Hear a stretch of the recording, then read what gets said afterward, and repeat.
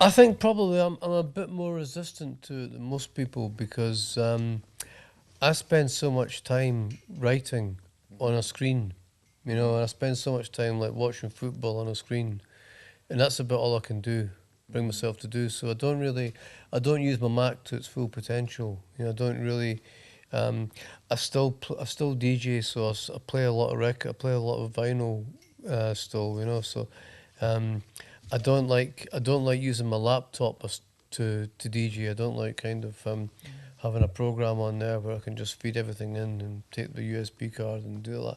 So I'm more resistant to digital technology than most because I'm resistant to spending time on screens and laptops because I do so much writing on it. Yeah. So it probably hasn't affected me as deeply as other people.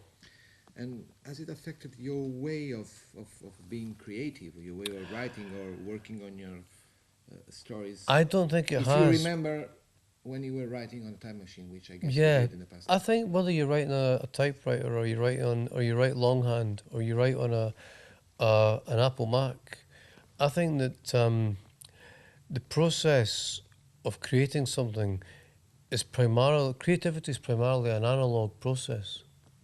I think it's a tactile thing. It's about kind of it's I think digital is more about the mentality of digital is more about the delivery system, the exhibition, and the distribution.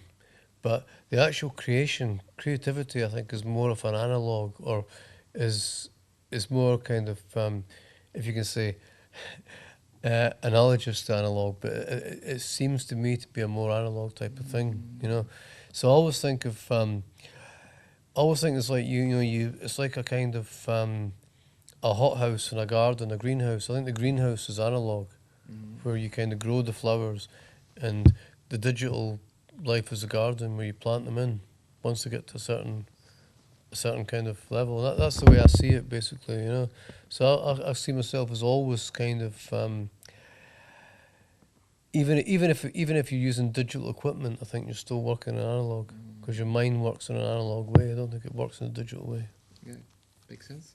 And do you think that all this digital world, the sensation you have to think that everything is available there, is it affecting memory, especially in the younger generation who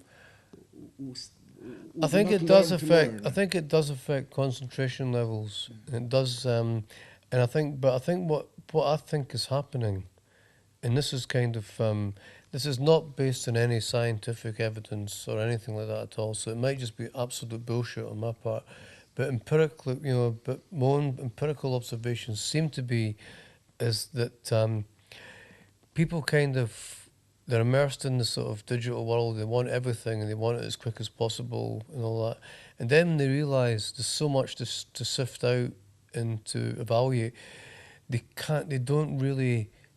They realise that they can't have it. And if you look at music, I think what's happened there is that people will go on iTunes and they'll sample from iTunes and they'll find out what they like, and then they'll actually buy the product in in either CD or vinyl. They'll want something that's kind of premium that says that as a consumer, I've made that statement.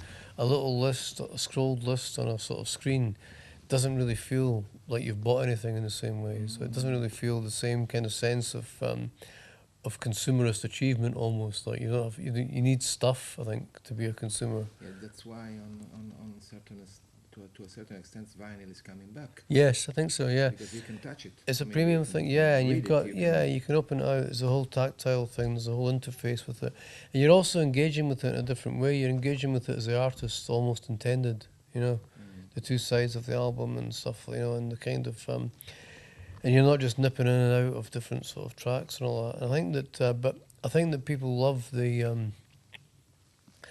love iTunes for sampling and they love it for sort of, but I don't think they engage with the music in the same way. And I think it's probably going to be the same with literature as well. But do you think that, let's say, in 20 years' time, people will be people will be less good at remembering things, at going through things, because everything will be Yeah, it's so. recorded, it's there, and all that. I mean, it's like kind of, if you lose your laptop or your iPhone, you're basically fucked. And it's not, it's like you kind of think everything. There's no need. You don't use the memory. I think because there's no need to. For these things, it's kind of it's all there. But if it goes, I mean, I think it's. I don't. I mean, I really don't know what it is doing to people's brains. You don't really know. And there's been a lot of there has been a lot of evidence to suggest that people's memories, particularly the short-term memory, is not as kind of powerful as it used to be. And whether that's an issue, I mean, do we need it now that we've got these? You don't really know if we back them up and all that. Do we need to remember? And you think, well, maybe we do. Maybe our whole, you can see in future years, you can see that our whole culture is wiped out by some virus, or virus or an electrical shock or whatever. It's almost like a great dystopian science fiction film, isn't it? You can just imagine the virus wiping out all human all human culture. In fact, we will have the Egyptian writings. Yes, you have the Mona Lisa. Yeah, you have the Mona Lisa and the Sistine Chapel and all that kind of stuff. And you actually wonder if everything was digitalized and everything was just wiped out like that. You start to wonder, would it really matter? Is the stuff that we don't have as artifacts? Is it actually that valuable? Is it a way of degrading itself? So you're saying that we have the feeling that it's not valuable anymore, or I think we have. I think we have to create the artifacts as well. We have to have the physical thing. We have to have the analog product, because I think the digital thing is just it's a way of getting that out there. But we need the, it's almost like an advertisement or a facsimile of the real thing. It's way. Not to be against new technologies, but to drive new technology in a different way, because nothing against Kindle, I suppose, but again, the book is considered to be old. What's your attitude, towards Kindle kind of stuff? Well, again, I mean, it's like I would take a Kindle on holiday with me every day of the week, and I can see why a student would love a Kindle going to college instead of, school, instead of carrying big books around. But if I want to seriously sit down and read a book by a writer that I really enjoy, I'm not going to do it on Kindle, because I know I'm not going to give it the respect and the attention that it kind of demands, really. I'm going to be off somewhere else. And also, I mean, my own personal circumstances, I write on a screen too much. I don't need any more screens. No, just to change about things, I've got 11 minutes, if you ask me on time. Do you think that with digital world, the manipulation of people could be bigger? So I mean, we are closer to 1984 in a way, because everything can be. It's on a manipulation. Once I used to go to press conference, give my press card and get in. Now I got to bring a code with me, and I didn't have a code. And I said, okay, do you want me to do the report? I get in. If you don't want to turn me users, I get paid anyway. So I got in. But I didn't have a code. So do you think, is it easier to manipulate and to orient people with? Yeah, I mean, I think it's. I think there's, it's like the. When you think when the internet came out, everybody said that the utopian thing, everything on the internet should be free. That was never going to happen. I mean, nothing in the internet's not going to be different from society. We don't have a utopian kind of socialist anarchist society where everything's free. So you're never going to have that on the internet either. So I think that it's like, it's like everything else is like kind of the big issue for kind of if you decide you're going to have a neoliberal political system as we've had in roughly for the last 30 years, what you're saying basically is that you're going to protect the position of elite interests in society.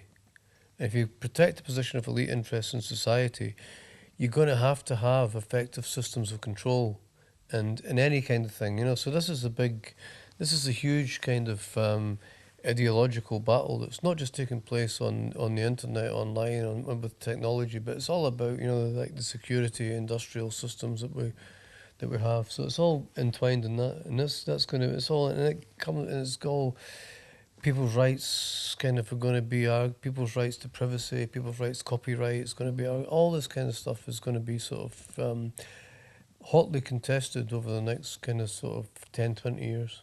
So does it mean more control or less control? Hopefully less, but probably more. You know, I mean, I think it's like 'cause if you got a controller, if you got a society that's founded on gross inequities, you've got to have control because the only way you can justify these or maintain these inequities is through some kind of control. All change. Are you in favor of Scottish independence? Well, I think it's like to me, it kind of seems to be inevitable.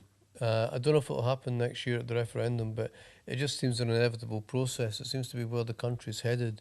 It seems to be where England's headed as well, as being a separate nation. You know, I think England has grown away from Scotland too, and it's becoming very much a civic nationalist kind of sort of thing there. So I just think it's inevitable. I can't see what would stop it really. And do you see an eventually a different Scotland inside the European Union or out? I would think probably inside the European Union in terms of Scotland. England, I'm not so sure about. I think Scotland's kind of thing is that it is basically a European social democratic state, and it's not really been able to kind of.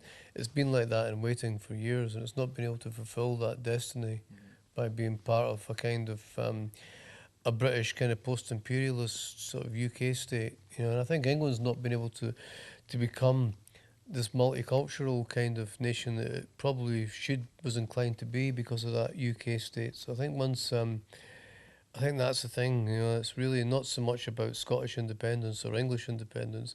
It's about a dismantling of a post-imperial UK state. But the UK and London was the first melting pot of the world. I mean, people were very open to those who were coming from abroad, but now it seems the contrary. They just want to close them down. Do you consider this is, I mean, the wrong answer to what happened after Thatcherism, who destroyed the manufacturing sector? There were no jobs, so people think it's the Bulgarian or the Romanians, while it's the British system that doesn't allow the British people to have more jobs.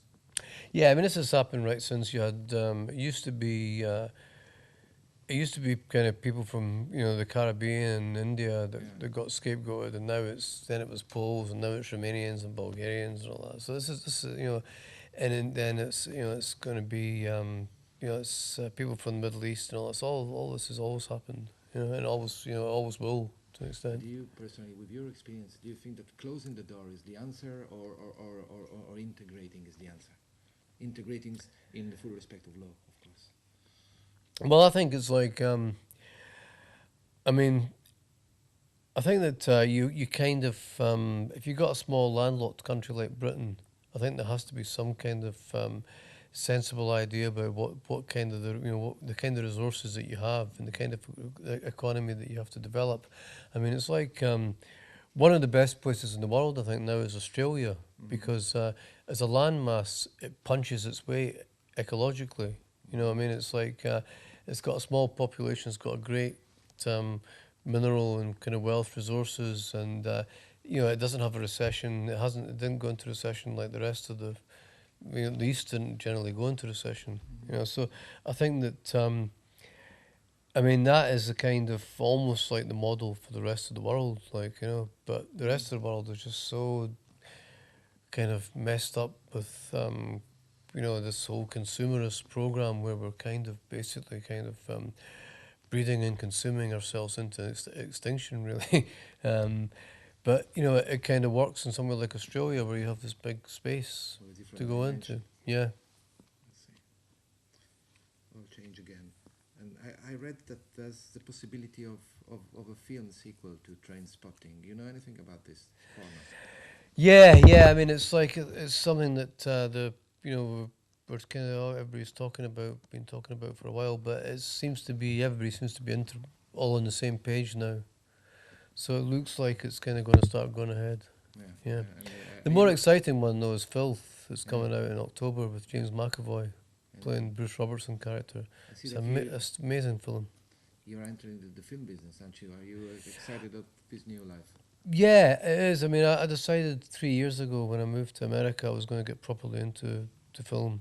Um, I was going to orientate myself towards LA and the film industry much more than I was towards New York and the publishing industry. So yeah, it's been a good move for me, and I've been really enjoying it. We'll change again. I read you enjoyed very much the latest David Bowie album.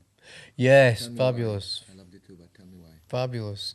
Well, to me, it's like it's both a kind of it's somebody who's come to terms with the age he's at instead of trying to be like Mick Jagger and the Rolling Stones, which is embarrassing and all that. But it's somebody. He's still a powerful, relevant artist who's saying things about today that in a way that nobody else is, and he's still got these fantastic tunes. I mean, I think it's not only one of the best albums that he's done, it's possibly even the best album that he's done because it draws on all his musical heritage.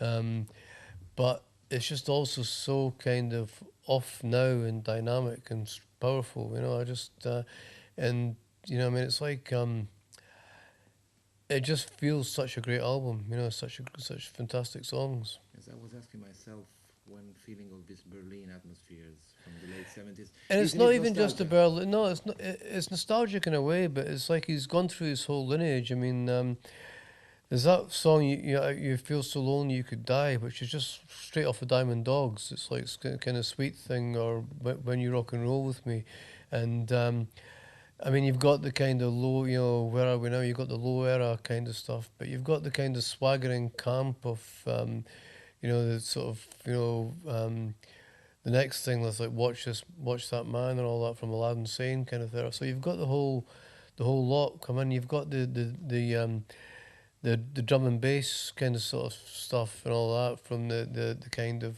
the Earthling kind of era as well. So he's integrated that all in. His whole musical heritage has been integrated into this album, but he's also made a really relevant, strong statement about the kind of about the paranoia, about terror, and making people desperate to make an impact on life, and desperate for kind of fame and recognition, and sort of desperate for people to know that they existed, even if it's in a negative kind of way.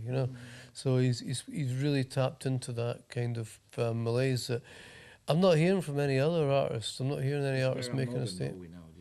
Do you see anybody who looks like him around? There's nobody in his class at all. Nobody. Quite true. Last thing, very last thing. Twitter. Yes, yeah.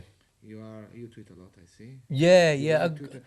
Is it showing off or sending a message? It's showing up. I mean, Twitter is just a narcissist charter, basically. Oh, there we go. Twitter's just a narcissist's kind of a complete narcissist charter. I mean, to me, it's like the reason that I'm into it so much. I got into it. It's a way of keeping in touch with people in the UK. Living in America now. It's a way of keeping in touch, but it's also a way of keeping in touch with that kind of sense of humour that's very different from the United States. And most of the people that I follow and that follow me on Twitter are from the UK. And you miss the UK now that you are in the sunny America. Yeah, I do miss it. I do miss it. It's What do you miss? The rain? I miss Businesses? the well, I just miss family and friends. Basically, I didn't think it was such a home. I mean, it's different living in Amsterdam or living in Dublin. You can easy get there from it's only you're an hour away. But now I feel like an ocean and half a continent away. It does feel a bit further and all that. So I'm kind of very glad of Twitter, and I do miss the UK. Yeah. Right. Enjoy your shopping. Thank you very much. Thank you. Do you Thank mind you. if I ask you one